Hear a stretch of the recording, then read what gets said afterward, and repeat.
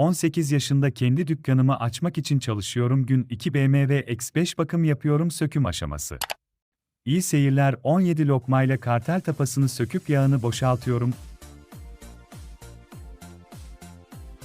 Hava filtresi 2 tırnağını çıkartıp hava filtresini çıkartıyorum. 27 lokmayla yağ filtresi söküyorum.